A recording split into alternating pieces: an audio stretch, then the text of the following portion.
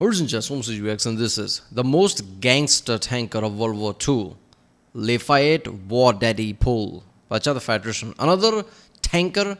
Okay, we saw one of the tanker video of how he was pioneered a lot of tank related things, especially putting radios in tanks and things like that. Right? Some of the simplest things that you feel like, oh, why couldn't they think of that? Because they couldn't. Some of the simplest things you think of, you're like, oh, that must be easy. No, it's not. Right? Easiest thing, you can't come up with it. Right? Playing puzzles is the easiest way to understand that, right? When you see a picture, oh, that's easy. No, it's not, right? At hindsight, it feels easier, but when you're trying to put pieces together, your brain is not working.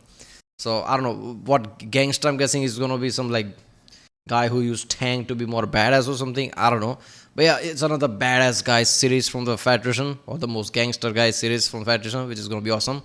Let's watch this one. Remember, flag my next don't subscribe, so that way we can help this channel by helping the algorithm. I've been watching Federation videos a lot, so if you've seen those other reactions that day, check out the link in the description. Or the best way to do it is end of the video end card, and yeah, let's watch it. Before you ask, yes, this is in fact the guy that Brad Pitt's character in the movie Fury is based off of, and yes, the nickname War Daddy was real. What? No way, this is a Fury thing, and the Brad Pitt, that was on fictional shit? Wait a minute, so that the Sherman, he's gonna take a Sherman against like the tiger, like infamous tiger. That story is apparently real. Is that the case? Oh my god. Today we're talking about the most gangster tank commander in American history, Lafayette Greenpool, his incredible crew, and their infamous M4A176W Sherman tank, known by its moniker painted across the side, In the Mood. This video is brought to you by War Thunder, the best and most realistic vehicle combat video game that has ever been made. This game has over 2,500 tanks, planes, helicopters, boats, and ships. Seriously, pretty much every vehicle that's been used in armed conflict from the 1920s. By the way, it's better intelligence agency than CIA apparently. War Thunder forums.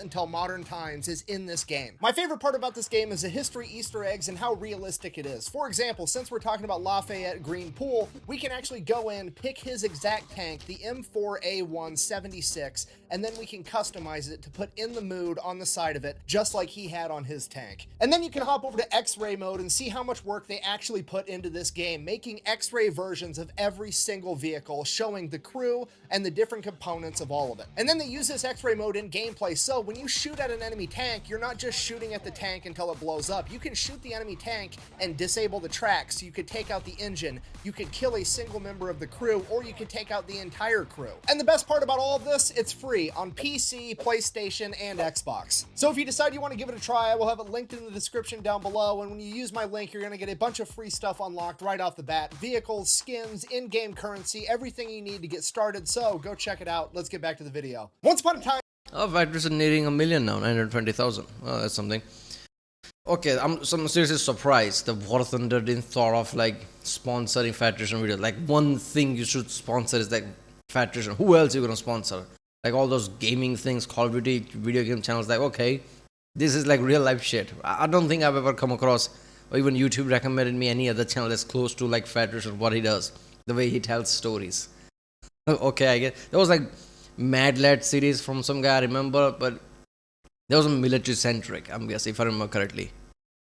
July 23rd, 1919, two twins would be born, John Thomas Poole and his younger brother by 5 minutes, Lafayette Greenpool. They both spent their entire childhood growing up in Texas. The Great Depression happened when they were 10 years old. Despite that, they were both star athletes in middle school and high school. And then when they graduated from high school in 1937, John and Lafayette, the two brothers, wanted to join the Navy together. Like everything else they'd done in their life at this point, they go down to the local recruiting office together and they both sign up for the US Navy. Then they go to get their physicals. John passes with flying colors, but Leigh, on the other hand, is rejected because his eyesight isn't good enough because he has one bad eye from an injury from when he was younger. Which is turning into a weird pattern at this point because there's a shocking amount of badasses that are originally rejected from the US military for apparently having bad eyesight. I mean, off the top of my head, we've got Lawson Red Ramage, the first submarine commander to earn the Medal of Honor, which I don't know why you're Yeah, I saw that story about that's the one, right? Who basically like, oh, and then, oh, it's like,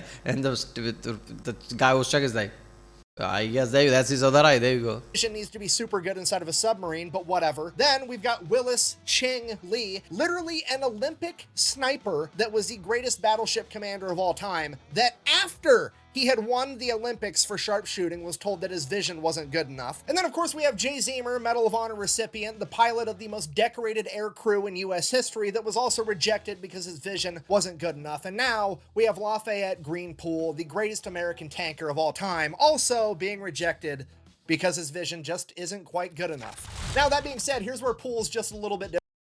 Alright, first of all, the sniper thing, that's insanity.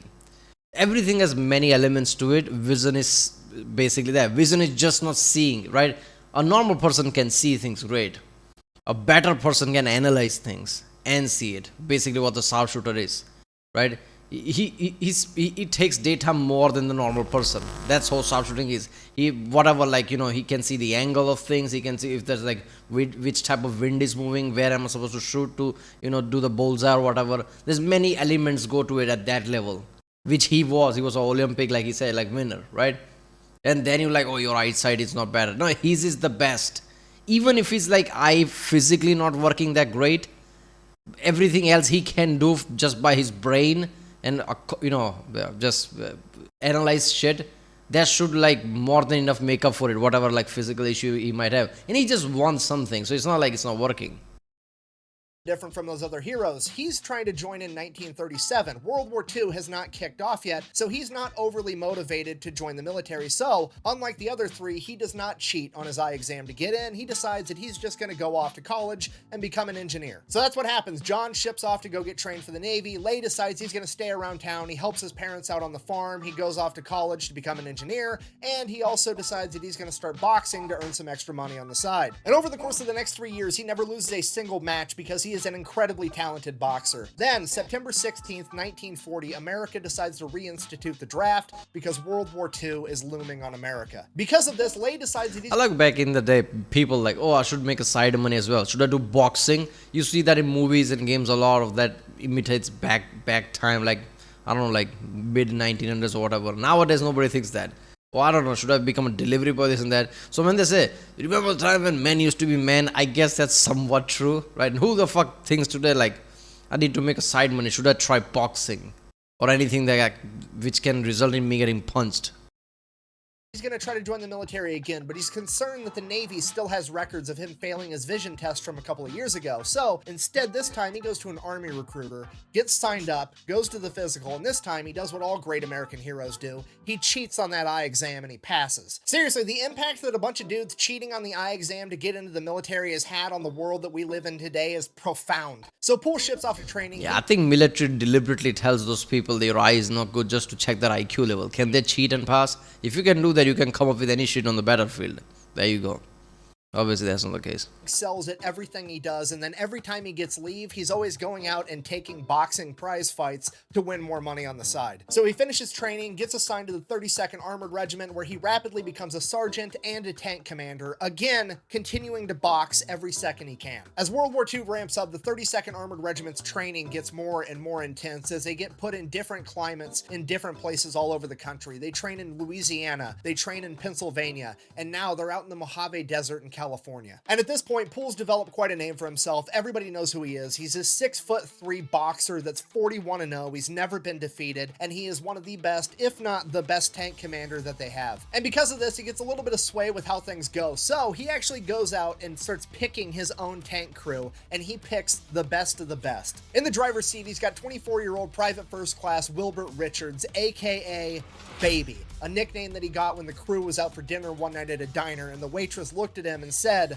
"I didn't think they let babies join the Army." Despite having a baby face, Poole said that he was the best tank driver in all of World War II. He was so good that he could parallel park a Sherman tank in the middle of downtown New York during rush hour traffic. In the gunner's seat, we have Willis Ollier, aka Groundhog, a nickname that he got in the Mojave Desert because he constantly wore his goggles and had dirt rings from the goggles around his eyes at all times. He is the oldest man in the crew at 28 years old. He was a factory worker at an ammunition plant. He was exempt from the draft, but he wanted to go to war anyways, so much so that he had to go to the government to get permission to quit his job so that he could be in that tank. At loader, we've got 21-year-old Delbert Boggs, aka Jailbird, a nickname that he got because he was allegedly there because the judge gave him the option of go to war or go to jail. Standing at only 5'6", 120 pounds, Jailbird had probably the most physically demanding job in the entire tank crew. Despite his stature, he was able to load that gun faster than Poole could say fire. And then at assistant driver and bow gunner, we have Arthur Reed, who has not quite earned a nickname yet. The crew then decided that their fearless leader needed a nickname too. Poole was already becoming a legend. He was an undefeated boxer. He was one of the best tank commanders America had, and he made sure that everybody in his crew was squared away and taken care of at all times. He took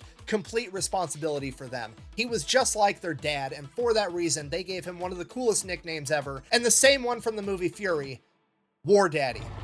Hey!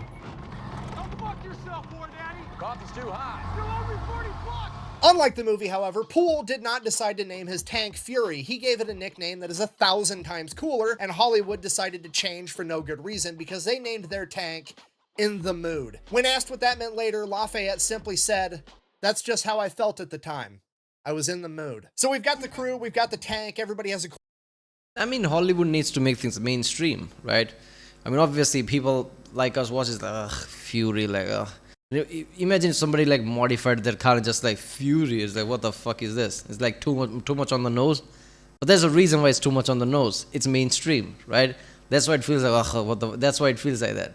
So it's understandable why they went with the Fury and whatever. And Brad Pitt can sell anything, basically. So makes sense, right? He just needs his charm to sell things.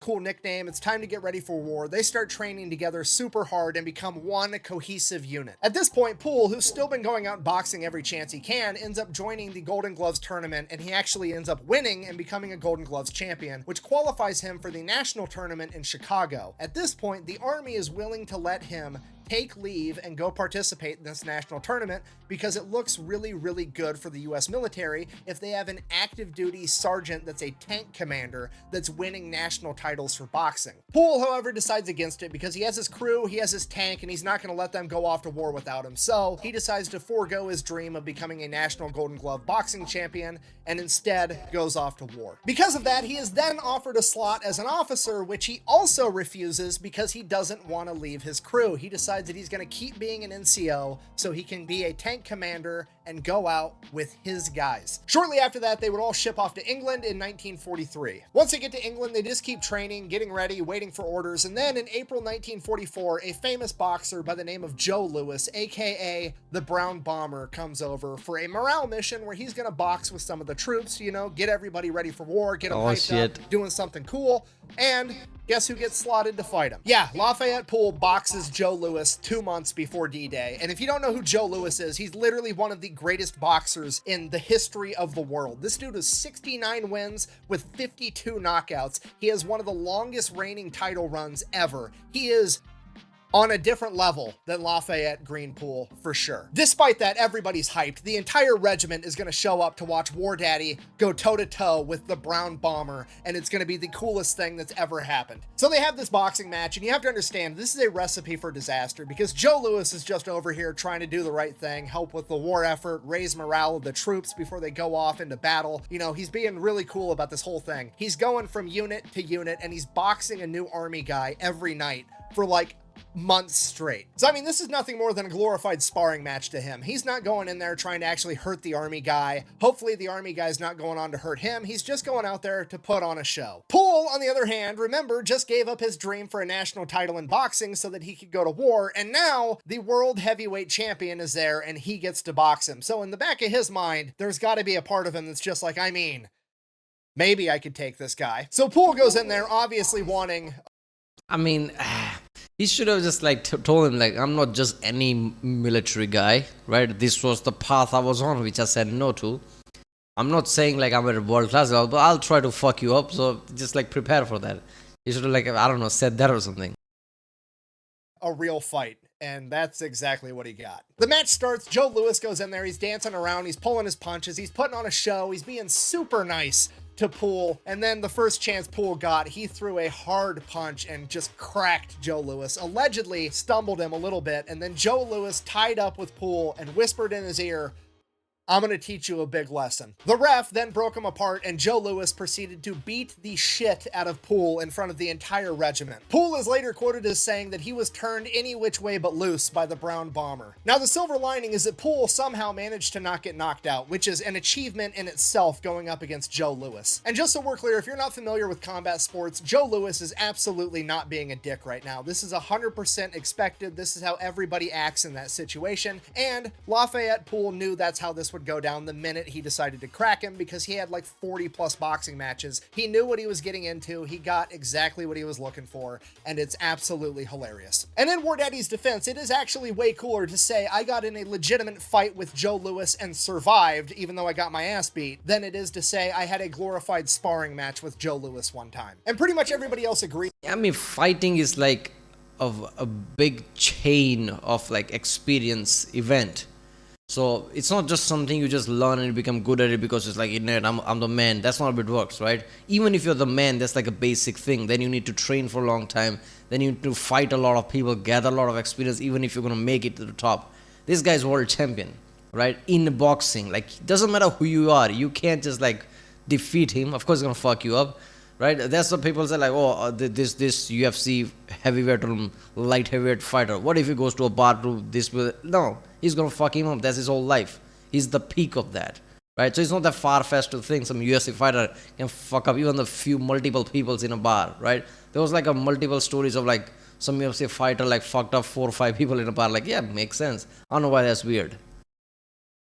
And this serves to grow Poole's reputation even more. Fast forward 2 months, June 23rd, 1944, War Daddy and his crew would arrive at the beaches of Normandy 2 weeks after D-Day. For the next 5 days, they would make their way to the front lines, following the trail of destruction left by the Allied forces before them. And on the 6th day, June 29th, 1944, they would go out on their first mission, attempting to drive the enemy further back. Using a combination of tanks and infantry, they would drive off the main road through crop fields, and they would cut through the different fields, and each field was divided by this thin row of trees and bushes that was called a hedgerow. As they go through field after field, and have the tanks drive through hedgerow after hedgerow, making a path for the infantry, they would come through another hedgerow where seemingly nothing was any different. As they continued to advance through the field, as soon as they reached the midway point, the 2 corners of the hedgerow they were in, up ahead of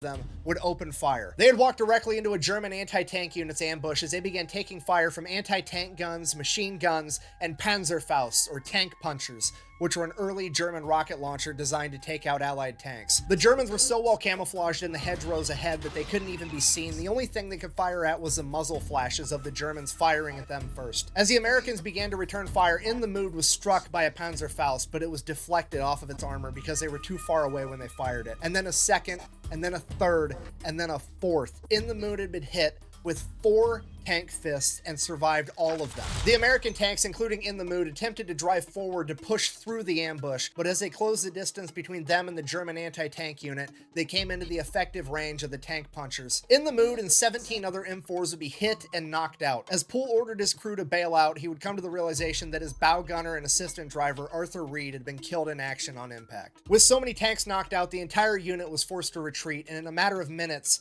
Poole's entire battalion had lost 25% of its men, 177 soldiers, and 18 tanks. So Poole's unit falls back to the rear, and they begin consolidating, figuring out how many people died, how many tanks they lost, refitting, getting reinforcements, getting everything done, and Poole receives word that his tank, while it was knocked out, is salvageable, and it's going to be up and running in a couple of weeks. At this point, most tank crews would be like, cool, I'll take a couple of weeks off hanging out back here, not getting ambushed. But War Daddy and his crew are absolutely furious that their friend was just killed, and they want to get back in the fight now, not in 2 weeks. So Poole demands a new tank, and his chain of command, seeing that their golden boy wanted a new tank, turns and says, here you go, and they give him their very first version of the new Sherman M4, the M4A176W, with an even bigger gun that's more capable of going toe-to-toe with German tanks. They are then immediately given a replacement bow gunner and assistant driver by the name of Bert Close, a 19-year-old kid that looks like he just got out of a high school classroom. And for that reason, he is immediately given the nickname Schoolboy as they paint In the Mood 2 down the side of their new tank and go back into the fight. Poole said he learned more in that first 3 minutes of combat than he did in the 3 years of training prior to that. He took note of how the Germans put their main anti-tank guns in the corners of the hedgerows to triangulate fire at the middle of the field, and they waited until they got into the middle of the field before opening fire so they couldn't retreat back into the hedgerows easily. For that reason, every time they cut through a hedgerow. Okay, are you telling me that this guy who's never been to combat, just been training, in the first 3 minutes rather than panic, he actually analyzed shit? That in itself is a skill, isn't it? Like, okay, if I'm imagining myself, I'll be like, first 3 minutes would be like a blur because it would be too panic. Doesn't matter how much you prepare, real life scenarios are real life scenarios. If you're getting shot at, if you're against like German tanks, that's like at first it's like a panic scenario, right? Even shooting your gun or doing anything to hurt somebody else at first time is a panic itself. So he actually analyzing things, that's a surprise. They would immediately use the main gun and fire on each corner ahead of them, and then rake everything in between with machine gun fire, attempting to ambush the enemy first. And this extremely slow, painstaking form of combat went on for the first month. Just field after field, ambush after ambush, fight after fight. It took them a month to go 5 miles further into enemy territory. And this wasn't just Poole's unit, this was the entire military fighting tooth and nail for every inch of land that they got. Because of this, General Omar Bradley decided to launch Operation Cobra on July 25th. The plan was to bomb the enemy first, and then bomb the enemy again and again and again, and then roll in with tanks and take care of whatever's left. On July 26, 1944, Operation Cobra will reach its apex when 3,300 Allied bombers dropped 14,000 tons of bombs in the span of 3 hours. It's insane how those bombers look like clouds because so high up and so together. It's like cloud forming. No, it's... Just for the record, so we're all clear, 14,000 tons is over 30 million pounds in 3 hours. With all the bombings breaking down the enemy line, the combat pace really picked up as In the Mood started traveling miles a day instead of miles a month. During that time, In the Mood 2 would come toe-to-toe with its first German Panther tank, and it would take it out in a single shot with its new and improved 76mm cannon. From that moment on, War Daddy, his crew, and In the Mood 2 led point on pretty much every single mission his unit ran, and he was driving the enemy back as fast as humanly possible. In the following days, it became pretty apparent. Could you imagine if they didn't have Sherman, but they had like current version 2 of Abrams? What if they had a lot of Abrams? Yeah, that would be like one-sided fight. Come on, man. Abrams is so capable compared to this, I guess. Yeah, that would be way too one-sided fight. To pretty much everybody that War Daddy and In the Mood 2 were in fact the main characters of this story, as he began sitting up higher and higher in his commander's position on the tank. Pretty soon, the other tankers began to describe it as he was sitting so high up on the tank that it looked like he was riding it like a bull, showing off his cowboy boots. Over the next several weeks, they put so many miles on In the Mood 2 and drove through so many hedgerows that they wore out the engine and it needed to be replaced. And at this point, Poole, being who he is like, I'm not waiting for that thing to get fixed, just give me another tank so I can keep fighting. And the chain of command is like, actually, that's perfect because now your original tank is fixed, so you can just have that one back. No, God! Poole immediately is like, no, absolutely not. It's older, it's slower, the gun is smaller, and most importantly, my friend died in the assistant driver's seat, and I don't want to look at that for the rest of this war. I'm not taking that tank. He was then given a direct order to take the tank, to which he's like, okay, fine. He then orders the rest of his crew to go over to In the Mood 2 and observe it getting fixed by the mechanics and having a new motor put in it, which is weird because they're not getting that tank back anyways, so why on earth is he doing that? In reality, he just wanted to make sure that his crew was somewhere so they couldn't get blamed with what he's about to do. So he goes over by himself, picks up his new tank, and then proceeds to immediately drive it directly into a lake. I mean, technically, we don't know that for sure. The only official documentation as to what happened to this tank is from the maintenance crew, and it says, and I quote, "The vehicle was believed to have been driven into a lake." And at this point, the chain of command is... I mean, come on, man. This is somewhat of your golden boy, I guess. All the things he's doing, you're going to give him a smaller tank with smaller caliber? Why would you do that? Come on. Just like, okay, well, I mean, hold on. This is the golden boy. I don't want to get rid of him. Hear me out. He did just save a tank the other day that we were going to lose. He ran in front of a bunch of machine gun fire and got that tank back. So now that he threw this tank away, it's basically a net zero. I think we should just let it slide. Go ahead, give him a new M4A176W again. and we'll get him back on the front lines. And that's it. That's the whole story. They give him a new tank and he goes back to fighting. Okay, do you understand how incredibly gangster that is? This is an entire another level of plot armor, okay? Going toe-to-toe with the enemy and like doing some crazy stuff and surviving, that's one level. Going toe-to-toe with Uncle Sam about his money is a completely another level of plot armor that most people can't even fathom. For example, when you go to get out of the military, they make you turn in every piece of equipment they ever gave you ever, okay? They're gonna pull out a sheet of paper that's this long with a list of all of it, and it's gonna be the most ridiculous stuff on the planet. They're gonna be like, yeah, we gave you a marker tube type in 2003. What the fuck is a marker tube type? Oh, a Sharpie. You gave me a Sharpie in 2003? Okay, I'll just pay for it. How much does the government pay for Sharpies? $79.95 is what we pay for fucking Sharpies around here. And then you have to pay the government $79.95 for a Sharpie that you lost 20 years ago. Otherwise, they negatively impact your credit score. The rest of us mere mortals are over here getting harassed by the US military because we lost a canteen cup. Yeah, that shit is insane. Do they actually make you do that after all those years? Like, even the forgettable shit, like, okay, like the Sharpie. Who the fuck remembers that? Okay, I forgot. When I put my life on the line, I think you can forgo a fucking Sharpie, which you want me to use for duty that you want me to do. Right? I'm doing a duty here. Come on, man. That's equivalent to like, okay, welcome to army. Like, buy your own weapons. We can supply you. That's not how it works. Like, okay. If it's something big, I understand it, but like smaller shit, come on. And yeah, that the one thing you're talking about, like going against Uncle Sam, because one thing U.S. military, any military has basically, that it's about like a whole chain of command, right? Doesn't matter who you are, doesn't matter how good you are, doesn't matter how badass you are. If you like don't follow the command or do something like basically driving a tank into a lake, you're gonna like throw it aside because it's all about logistics, it's all about numbers. You're just one cog in a machine, doesn't matter how good you are. Right? We've seen in other stories, Federation talked about like how chain of command, like fuck him and just like throw him aside, right? Was the story about a guy who went to Canada and so he can be shipped to World War II and things like that. They have to do all this shit. So this guy basically just like so good. They're like, yeah, I think we can look away him driving a tank into a fucking lake. So that's a big thing. They actually doing that is a big thing, which means that this guy was way too instrumental, whatever they're trying to do. At some point. Meanwhile, War Daddy's over here waterboarding an entire tank and just walking away like nothing happened and nobody cares. This is an unprecedented level of plot armor. So that's August 16th. He gets his new tank in the Mood 3. August 17th, the very next day, they come into a humongous battle. They catch up with an entire German armored unit that has 12 Panther tanks. Luckily, the Allied forces at this point in time have air superiority, so they radio in for some planes and they come in and they bomb the entire Panther unit. Then after the planes drop a bunch of bombs all over them, then all of the American Sherman tanks start to advance. And then a couple minutes later, another group of American planes come. They were either P-38s or P-47s, depending on which source you want to read. Doesn't really matter. Either way, American planes come and then they proceeded to bomb everybody, the American tanks included. And during this bombing run, in the Mood 3 and the tank next to it would both be hit. Luckily, nobody in War Daddy's crew would be hurt. However, both of the tanks were knocked out. At which point, the battalion commander orders everybody to fall back because things have just went catastrophically wrong. Poole orders his men to all bail out and run back. Baby the driver and Jailbird the loader, both cool, dope. They hop out of the tank, they run back. It is now Poole and Schoolboy left inside this tank. The other tank right next to in the Mood 3 also bails out and they all run off. However, one of those crew members is hurt and they're laying on the ground. War Daddy sees this, hops out of his tank, runs over to try to save this guy, drawing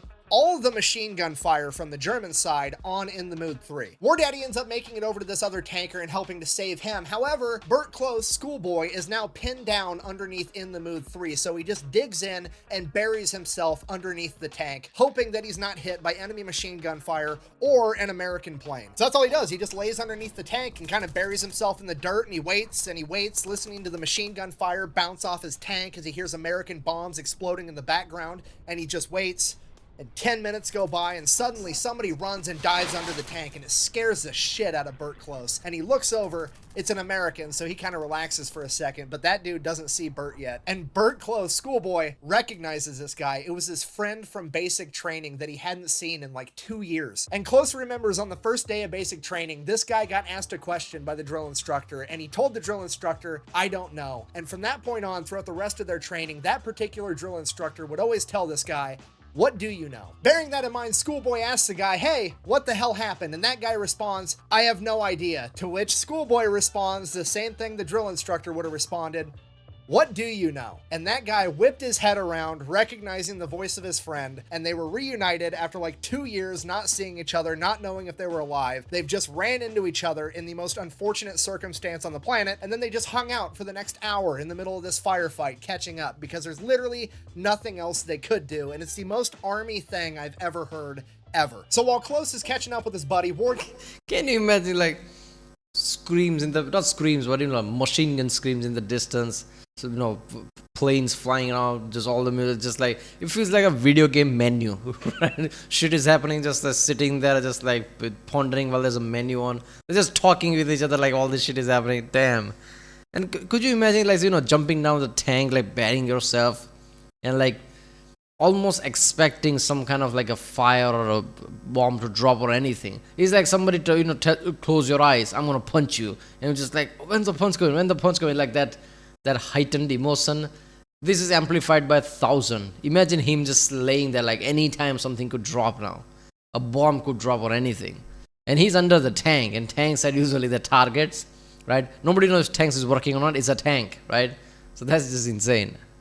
Daddy makes his way back to safety. He carries that injured tanker with him, and then he realizes that he's missing Bert Close, Schoolboy, and he was not about to lose another assistant driver and bow gunner, and he is ready to run back into hell to go get him too. He is then physically restrained and given a direct order to not. So like an hour goes by, Schoolboy and his buddy are just chilling underneath the remnants of In the Mood 3, waiting for the bombs to clear up. Finally, the German armor unit's forced to retreat. They get the all cleared, the planes aren't going to be coming anymore, and then they just kind of get out from underneath the tank and walk back, and everything's okay. So now the next problem is In the Mood...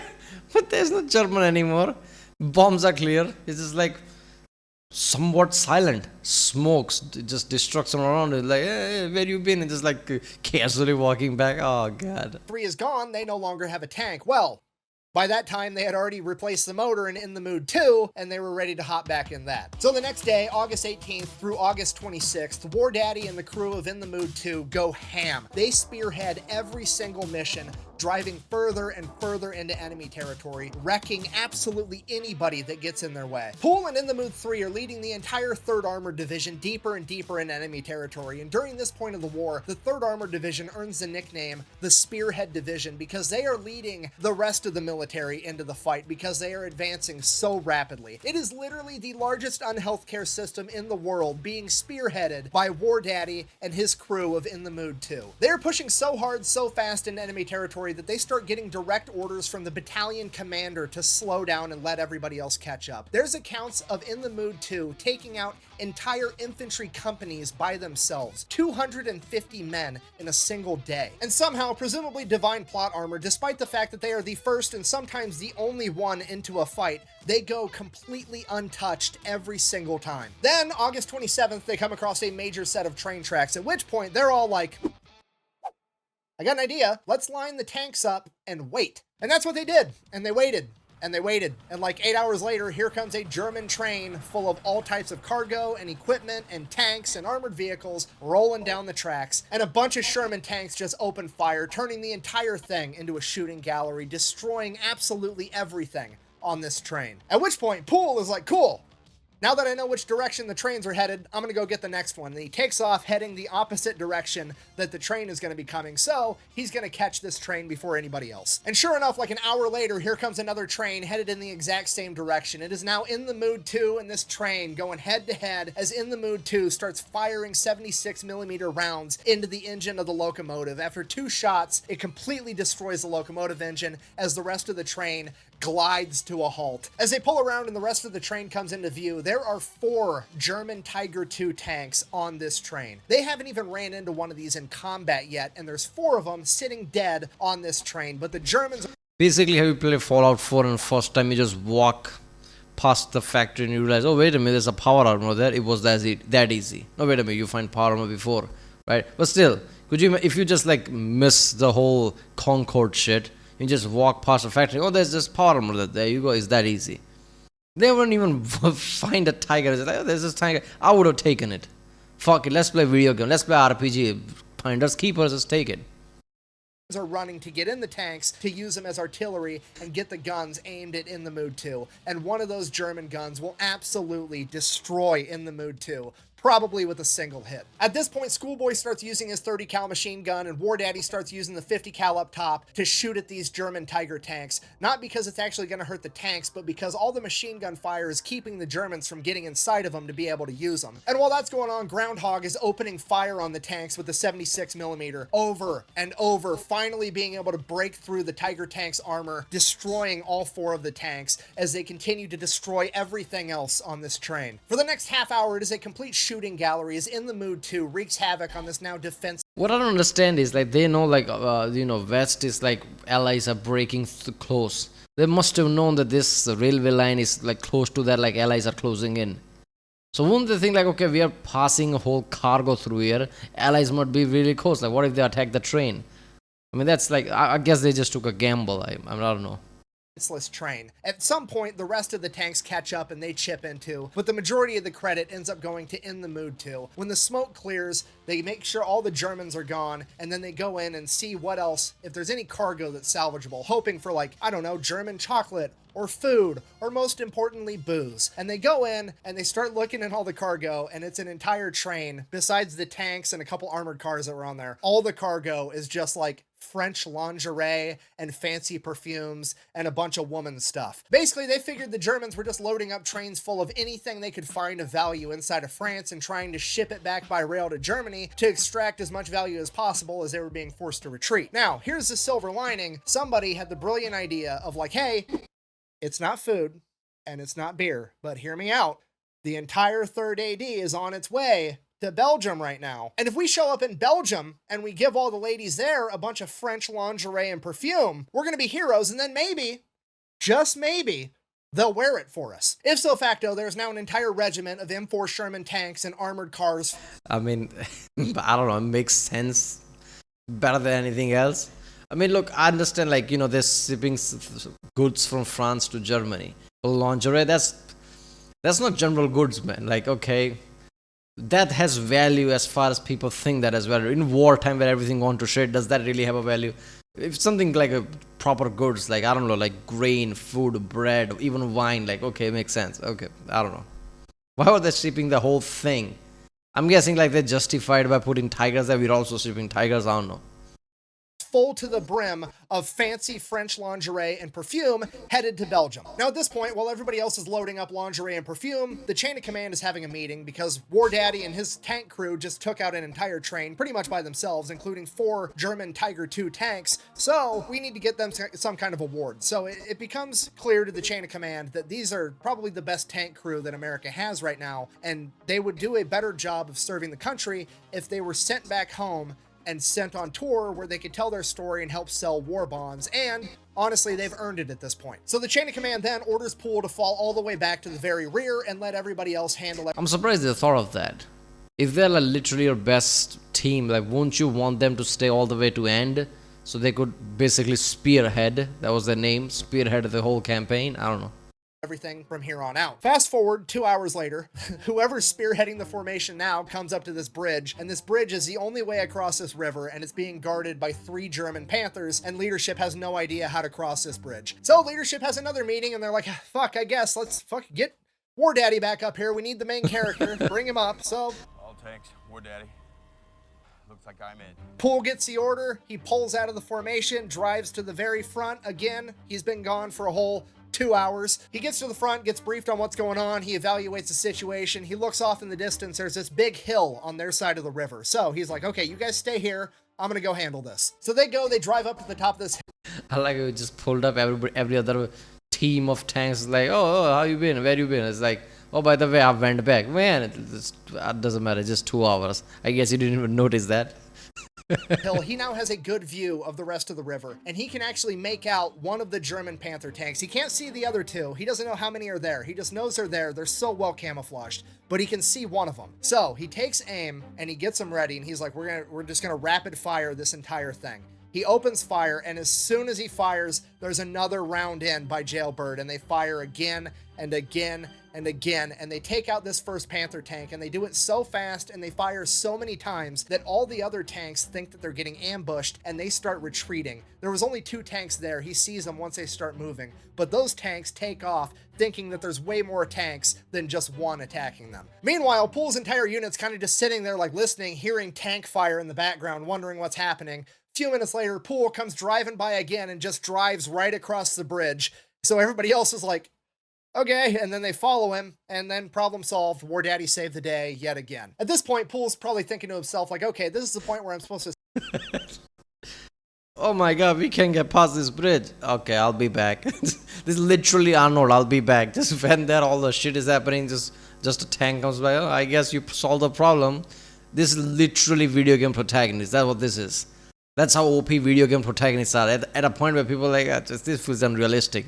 Apparently fucking not. There you go. It's not unrealistic. Poole was that. War Daddy was like that. To stop, get orders. They're probably going to send me to the back of the formation again. And he's like, but I don't want that, because off in the distance, a couple miles ahead, he sees a German town, and he knows that that town is probably full of all types of important German supplies, because a second ago, they had 3 German Panther tanks trained on a single choke point. It was a pretty safe place to be, and he knows that if he can get there in a hurry, he can probably take out a bunch of more enemy objectives, so he just hauls ass straight into this town, right down Main Street, and sure enough, there's 4 German ammo trucks full of German war supplies, and he takes out all 4 of them by himself, as the rest of the unit is desperately trying to keep up. After a while, some of the other tanks finally catch up to Poole, but Poole keeps leading them deeper and further into enemy-held territory, and at dusk that night, they'd be ambushed by more Panther tanks. And that ambush started by one of the Panther tanks shooting directly at In the Mood 2. Luckily, it was a glancing blow, and everybody was okay. In the Mood turns, returns fire, and scores a direct hit, knocking out the tank as the German crew bails out. But the tank didn't burst into flames yet, and that's not acceptable. So, In the Mood 2 advances to shoot this tank again. As they hit it again, the whole thing blows up, as In the Mood 2 gets hit again from another Panther tank. And again, it glances off the armor and everybody's okay. But they don't know where the hell it came from because it's so dark out they can't actually see anything. So now they're just waiting,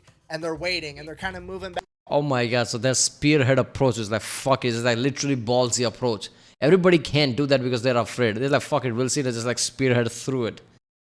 That finally came back to bite them in their ass, I guess. Right, because they got just ambushed suddenly, what the fuck. So far everything's fine, but who knows, like he said, it's dark. I think last 10 minutes left of this video, I think it's gonna turn somewhat dark, but who knows.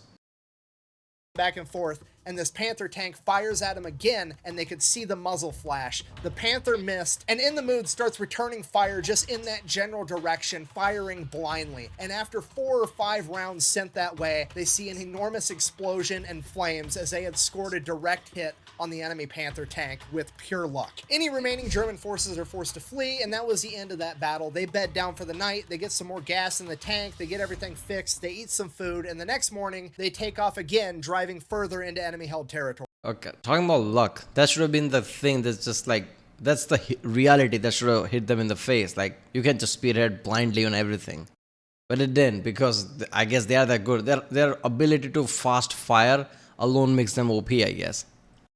The next morning, War Daddy and In the Mood 2 take off hauling ass with the rest of the tanks. Poole figures that those 2 German Panthers ambushed them because they were trying to protect something, and he wants to find out what it was. So, he keeps charging deeper and deeper into enemy-held territory, and that's when he comes across an entire German supply convoy. And yet again, War Daddy and In the Mood proceed to turn this entire supply caravan into a shooting gallery. In the Mood alone is credited with destroying over 100 vehicles, 2 German Panther tanks, 2 other tanks, 3 German 88 anti-tank guns, claiming over 50 enemies KIA, claiming 63 as prisoners of war, and a ton of others wounded. When the smoke settles from this and the leadership gets to figure out what actually happened, it is decided that the In the Mood crew is all going to receive Bronze Stars, and Lafayette Green Poole is going to receive the Distinguished Service Cross. He would also be nominated for the Medal of Honor, but that was rejected for some reason. Something to do with being in a tank is a team effort, and he didn't do it by himself, so he doesn't deserve the Medal of Honor, which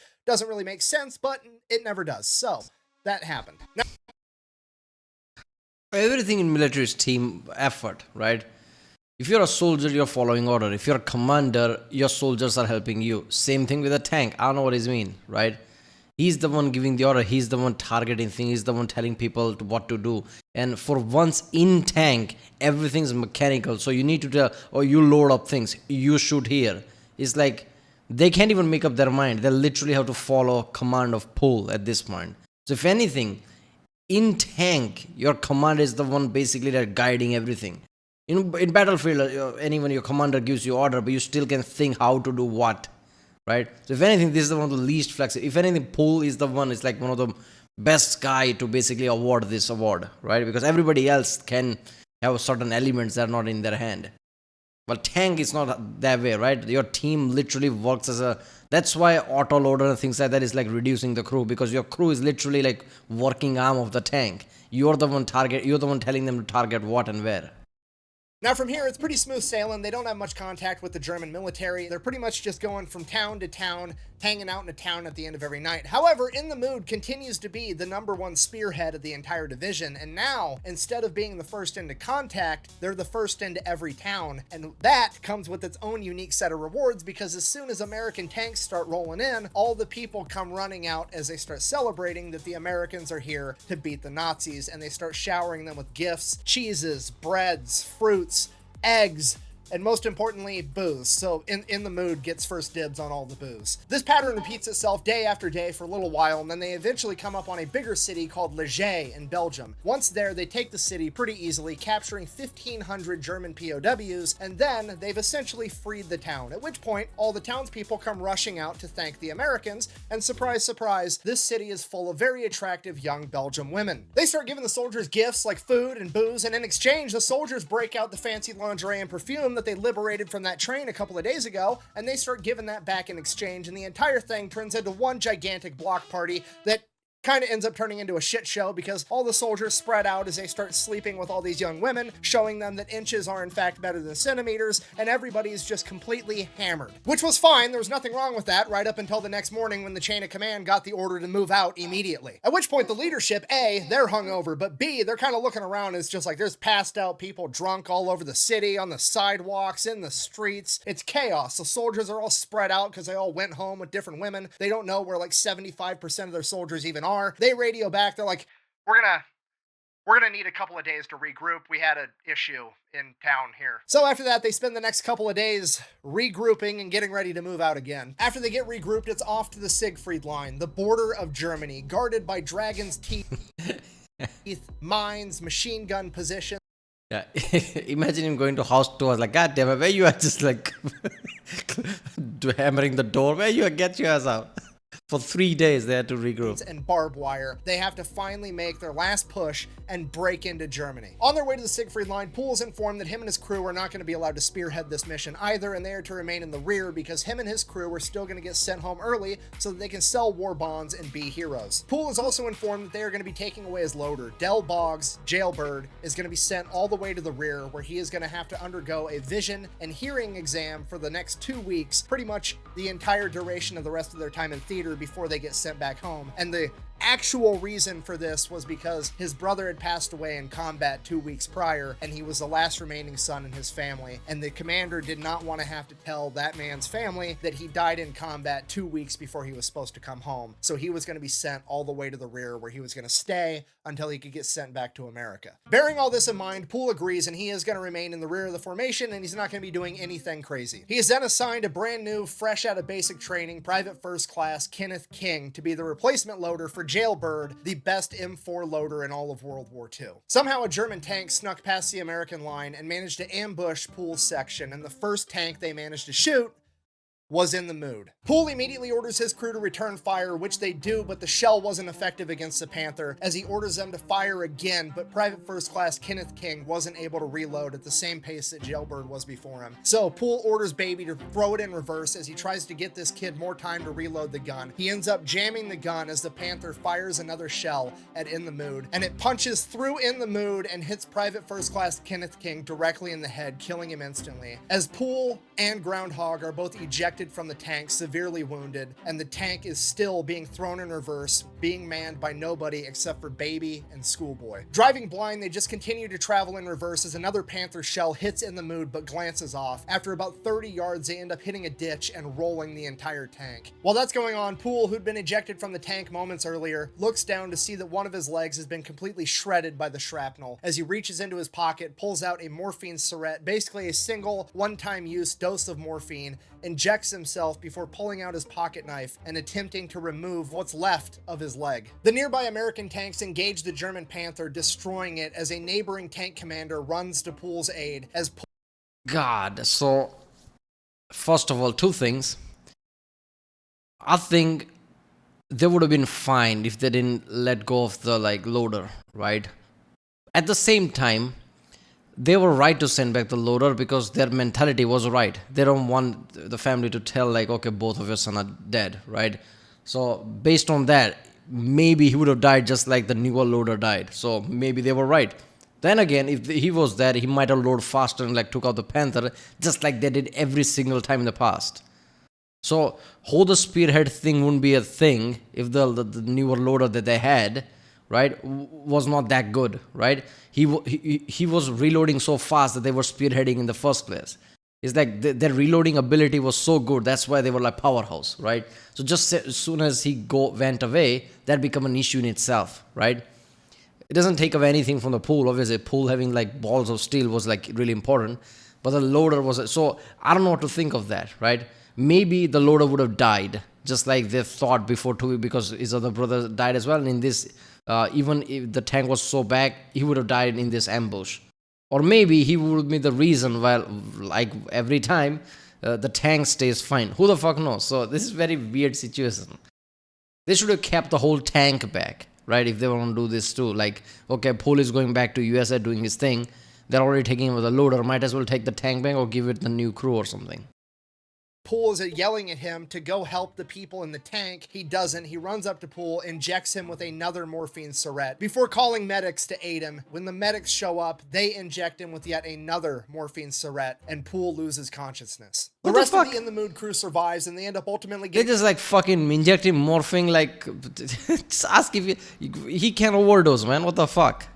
Reassigned to different tank crews where they remain for the rest of World War II. Poole, on the other hand, has to have his right leg amputated 8 inches above the knee, and he is sent back home, where he spends the next 22 months in the hospital battling different infections, rehabbing, and getting fitted for a prosthetic. By the time he's released from the hospital, it is 1946 and World War II is over, and he is then immediately discharged from the United States military because he now no longer has a leg. Lafayette Green Poole, aka War Daddy, and his tank crew of In the Mood were in combat together for 81 days in World War II. And in that 81 days, they are credited with taking out 1,000 German soldiers, capturing 250 more, destroying 275 armored vehicles, and 12 German tanks. For this, Poole had been nominated for the Medal of Honor twice. The first time the paperwork had apparently been lost, and the second time he was just flat out rejected. He was, however, awarded the Distinguished Service Cross, the Legion of Merit, a Purple Heart, the French Croix de Guerre, and the Belgian Fourrière. After being released from the military, he went back home to Texas, where him and his wife started having kids, and he worked as a mechanic at a gas station for a number of years. And then, after a few years, the United States military came out with a special program where they would let people rejoin the military if they had special or desired talents, regardless of their physical disabilities, and Poole fit that bill. He was brought back into the military to serve as an advisor and to help train the next generation of tankers. He would do that from 1948 until retiring in 1960 as a warrant officer 4. He then decides that his next life adventure is going to be a preacher, which he does for a number of years, which honestly makes sense because the dude is super good at putting people in touch with God. So he does that for a little while, and then he gets bored with that, and he decides that he wants to give back and help the... Preacher? How long you been preacher? Like a month or so? I thought you would have experience with... me and God is really tight. I'll send a lot of people to him. Imagine telling his war story. By the way, I was called War Daddy. I had a tank. I killed a lot of people. Holy shit. the community, so he decides that he's going to be a teacher. He goes and he becomes a middle school shop teacher, and on the first day of any kid's shop class, he would always lecture them on the importance of safety and how dangerous power tools could be, right before drilling a hole directly into his wooden prosthetic leg, but the kids didn't know that at the time. After that, he finally does truly retire, and in his retirement, he forms a relationship with the armored units out of Fort Hood. They bring him out there, they let him drive in an M1 Abrams tank for the first time. He's blown away at how much better they are than the tanks that he drove during World War II. They also have him as the guest of honor at all their military events where he commonly gets to speak and he gets to know all the guys. And then in 1990, they're sent off to fight in Desert Storm. If you don't know, Desert Storm is considered to be the last great tank battles the world has ever seen. The last time that tanks were going toe-to-toe with one another on the battlefield. And the entire time that his guys were out there, Lafayette Poole was back home, glued to the news, watching it every single moment of every single day. And as Desert Storm, and by extension tank versus tank warfare, would come to a close, so would Lafayette Poole. His health began to decline and he would pass away at the age of 71 on May 30th, 1991, the very same day that he received word that his armored unit out of Fort Hood had made their way to Germany safely on their way back home to America, because Desert Storm was over. Bringing a close not only to tank warfare as the world knew it, but the life of one of the greatest men to ever do it. So, in conclusion, if this has taught us anything, never underestimate what you can accomplish by cheating on your next eye exam. Thank you for watching. Best way to support the channel is go buy some merch over at thefatelectrician.com, and don't forget to go check out. He could also have balls. He could also have a good team, have balls, have ambitions. Just go for it, no. Cheat on your eye exams. That's the first thing. Because if you can cheat on your eye exam, you already have ambitions. You already have ball of steel. There you go. Drive a tank that you don't want into a lake. That's how you do it. Roybal, that was the most gangster tanker of all. Wait a minute. He might have something in the end. Check out War Thunder, where you can play as in the mood yourself. Whack, bang, out.